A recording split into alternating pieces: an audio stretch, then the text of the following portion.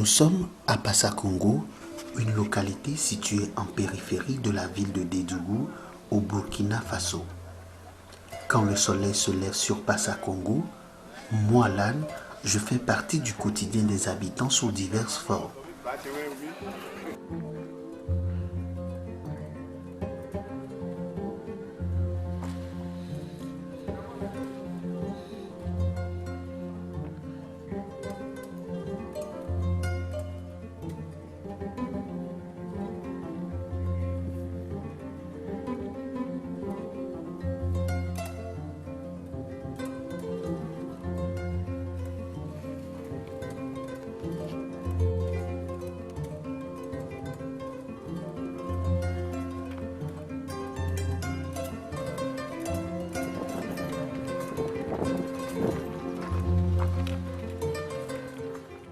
Pour la plupart des pierres posées pour la construction de Passa-Congo, j'ai apporté la mienne, tout comme au temps des pharaons d'Égypte pour les grands édifices.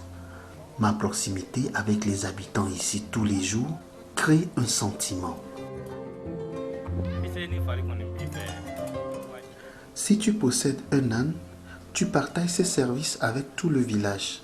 Si quelqu'un te demande, tu lui donnes, mais en même temps, tu lui poses des conditions pour l'entretien parce que l'on est très attaché à son âne.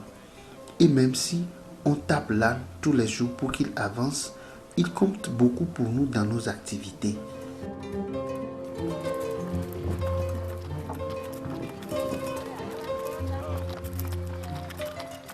J'ai participé à l'histoire du salut comme celui de la fuite en Égypte de la Sainte Famille.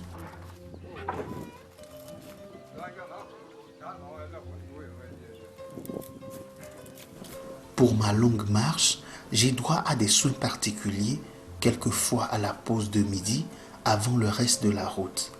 À Passa-Congo, j'ai un menu. La nutrition de l'âne est un peu compliquée. Il faut dépenser en moyenne 300 francs par jour pour lui trouver de quoi manger. Souvent, c'est les tiges de mil, d'haricots, des feuilles et même le mil que nous lui achetons. Pour sa santé physique, le vétérinaire nous fait des prescriptions de médicaments qui coûtent environ 700 francs. Il faut veiller à l'entretien de son abri et d'autres petites précautions.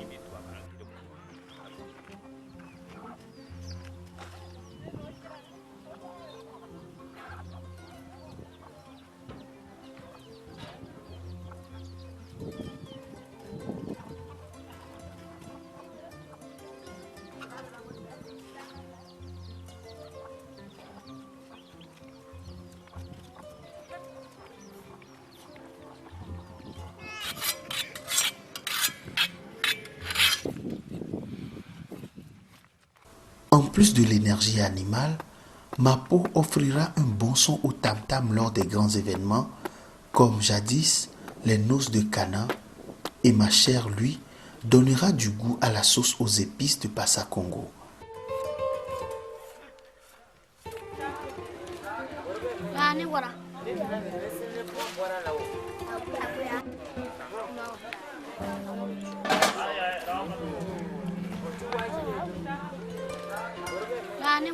Quelquefois, Passa-Congo se passe de mes services dans le transport pour un concurrent plus moderne.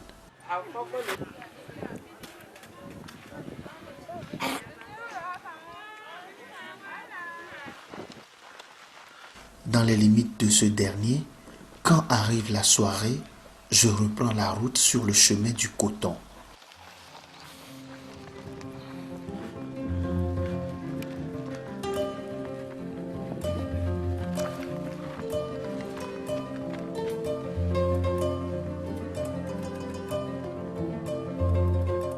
Ma présence dans la crèche le jour de la naissance du Christ est l'un des fruits de mes distances que je parcours avec fierté. À Passa-Congo, je parcours de grandes distances pour rendre disponible la matière première de nos beaux vêtements. Et ce, malgré les difficultés de la charge. L'âne a des difficultés pour parcourir certaines distances. Il dépasse les 20 km par jour sans oublier la charge qu'il porte. Il y a aussi les coups de bâton qu'il reçoit pour pouvoir marcher. Tout ceci constitue vraiment des difficultés, mais on ne peut y rien faire. Quand on ne tape pas l'âne, il ne marche pas.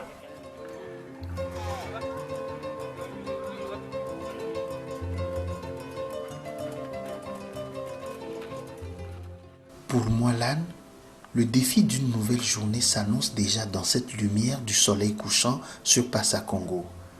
Je l'attendrai dans mon dortoir, à l'abri des intempéries.